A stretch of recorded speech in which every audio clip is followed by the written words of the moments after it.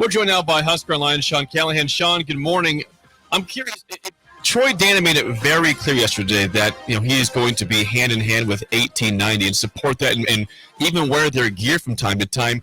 Why did it not feel like Trev Alberts embraced them, and why does it feel like Troy Dannon's making that important off the bat to do so?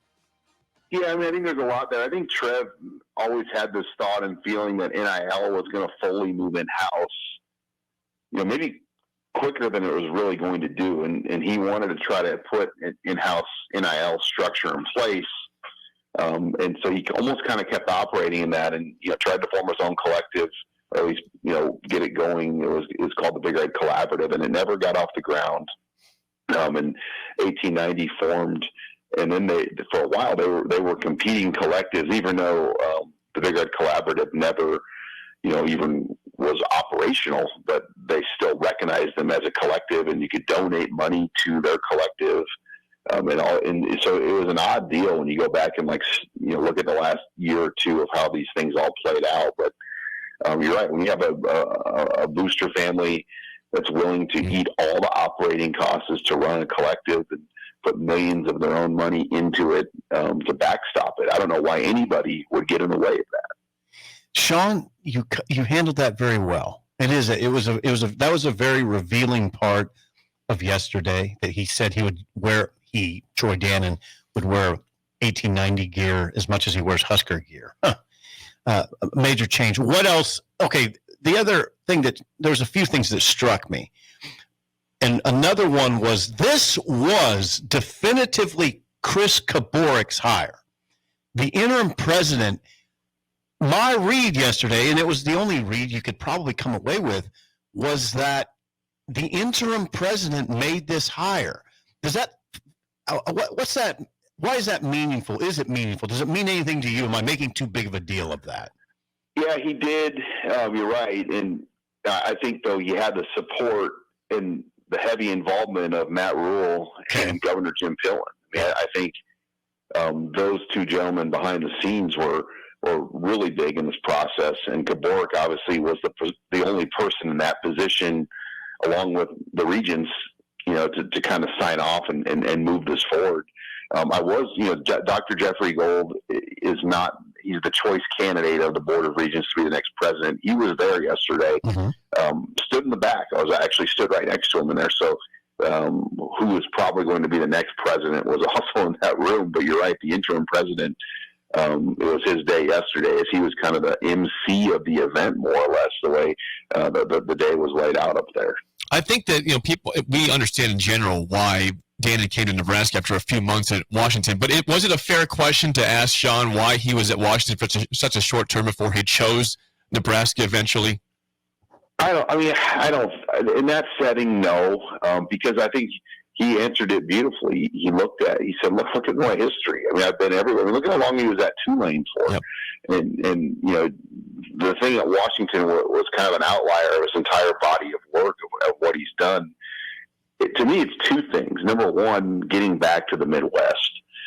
He wants to be in the Big Ten. He made that clear, the SEC and the Big Ten are where you want to be in his role, because you have a seat at the adult table, as he like to say. The other thing, money. Nebraska is giving him significantly a better deal than what he had at Washington. $600,000 more per year. So he made $1 million at Washington. He'll make 1.6 here.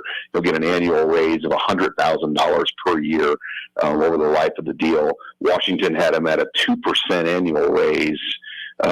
My math's not that great this morning, but I think $100,000 a year is a lot better than 2% annually on a $1 million deal. So Nebraska had to pay to get him, but they were already paying because of Trev Alberts what he was locked into, and they're getting over $4 million back from Texas A&M as well on the buyout end. Okay, Sean Callahan joins us from HuskerOnline.com. We have this major coronation. And we got a lot of information yesterday, and we had a lot of time to listen to Dannon. What now? Just back up a little bit, zoom out, go to 30,000 feet. What'd you think of? What were your impressions of the new AD? What'd you come away thinking?